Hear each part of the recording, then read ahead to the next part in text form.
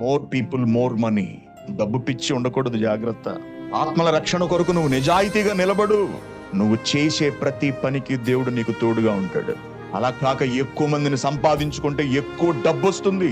More people more money అనే సిద్ధాంతంలో నీకు కనుక వెళుతుంటే నీకు మిగిలేది మనుష్యులే, దేవుడు కాదు. దైవ సంబంధమైన వాటిని కొనుక్కోవాలనుకుంటున్నావా, లేకపోతే కొనుక్కుంటున్నావా? డబ్బులిచ్చి సంపాదించుకుంటున్నావా? అది పద్ధతి కాదు. ఈ రోజుల్లో డబ్బులు ఇచ్చేస్తే ఏమైనా ఇచ్చేస్తారండి. నువ్వు డబ్బులు ఇచ్చి సంఘాన్ని కట్టించుకోవచ్చు. నువ్వు డబ్బులు ఇస్తే నీకు సంఘం వచ్చేద్దా, అంతే. ఇంకా నువ్వు ఇంక సువార్త ప్రకటించక్కర్లేదు, బోర్డు తగిలించేసుకోవచ్చు ఇంక శుభ్రంగా. డబ్బులు ఇచ్చేస్తే అన్ని వచ్చేస్తాయి ఈ రోజుల్లో. డబ్బుండి కొండ మీద కోతినైనా దింపొచ్చు అంటారు, చూసారా?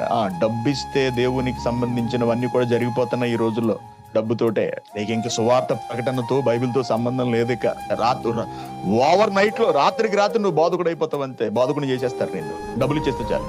దేవుని డబ్బు సంపాదన కొరకు వాడుకుంటున్నావా? మనం దేవుని పేరు చెప్పి మనం సొమ్ము చేసుకుంటున్నావా?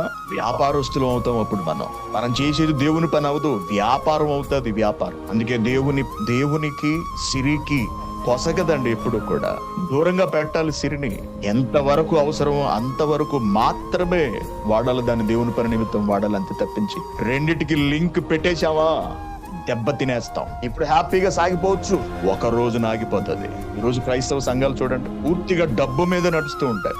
డబ్బులను గురించిన బోధలు ఇంతే. ఇంకా విసిగిపోతారు జనం, విని విని విని ఇవ్వండి ఇవ్వండి ఇవ్వండి ఇవ్వండి అని అడగటమే వరుసగా.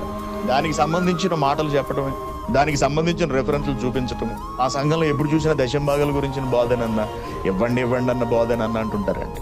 దేవుని పని విషయమైనప్పటికీ కూడా ధనాన్ని ఎంతలో ఉంచాలో అంతలోనే ఉంచాలి. దాన్ని నెత్తినెక్కించుకున్నావా, అది నీ నెత్తినెక్కి తొక్కేస్తుంది నిన్ను.